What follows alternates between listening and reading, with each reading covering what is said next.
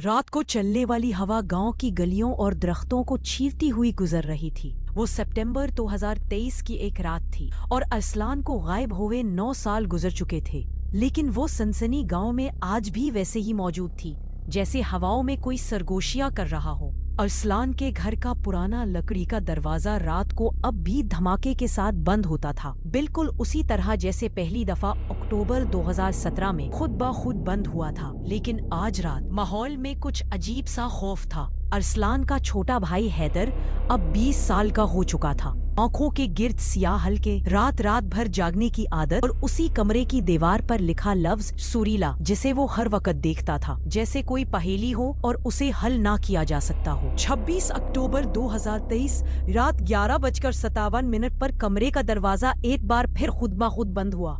इस बार हैदर जाग रहा था।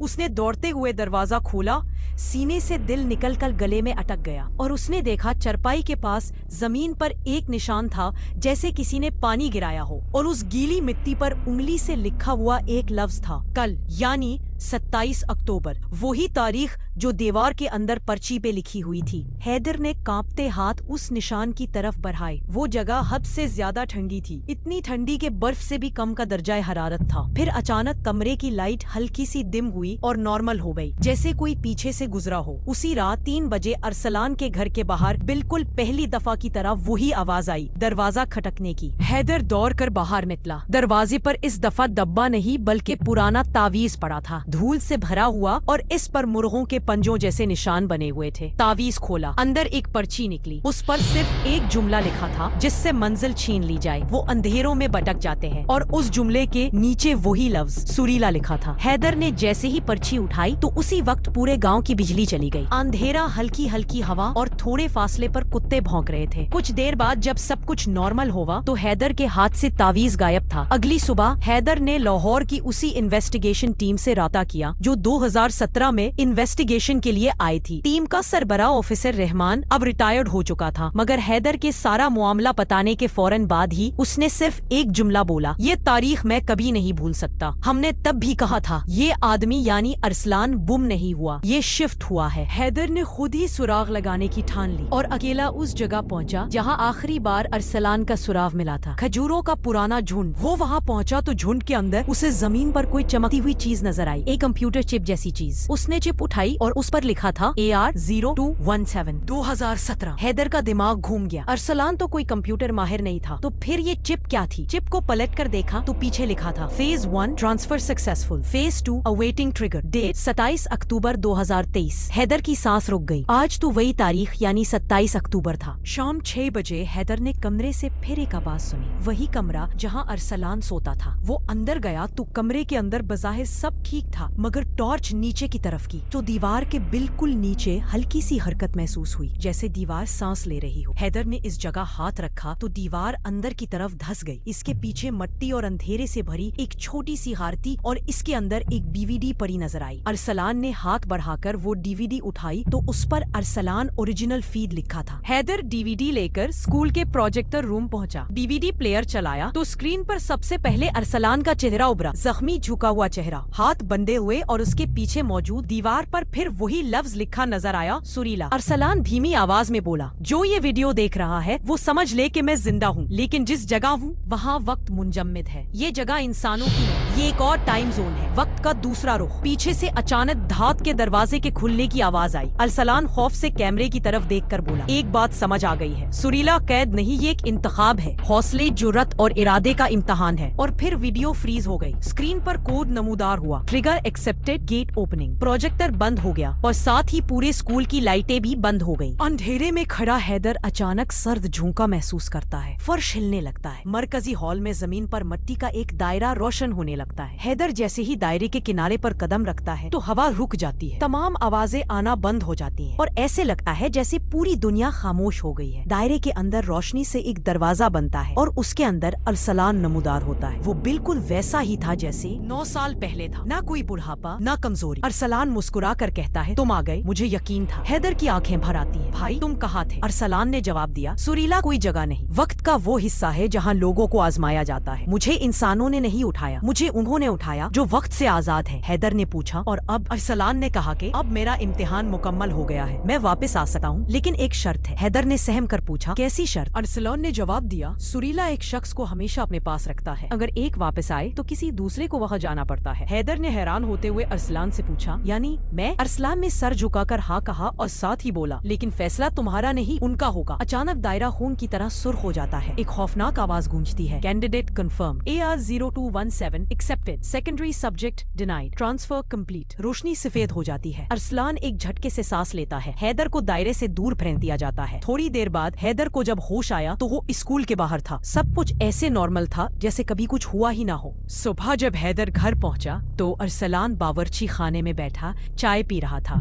बिल्कुल वैसा जैसे 9 साल पहले था। हैदर खामोश खड़ा रहा। अरसलान ने उसे देखा, आंखों में वही हल्की सी गैर इंसानी चमक, और हैदर से मुखातिब हुआ, हैदर अब डरने की जरूरत नहीं, सुरीला बाब बंद हो गया है। हैदर ने आहिस्ता से कहा, लेकिन तुम्हारा टेस्ट? अरसलान मुस्कुराया और कहा, मैं पास हो गया हूँ, अब वो मुझे वापस नहीं बुलाएंगे। और साथ ही कमरे में सुकून फैल गया। मगर हैदर ने एक चीज देखी, अरसलान का साया जमीन को नहीं छू रहा था, बस हवा में हल्का सा मुअल्लक, जैसे उसका जिस्म किसी गैर मरी मखलूक में तब्दील हो गया हो। ये कहानी यही खत्म होती है और सुरीला की दास्तान तारीख के औराक में समा जाती है।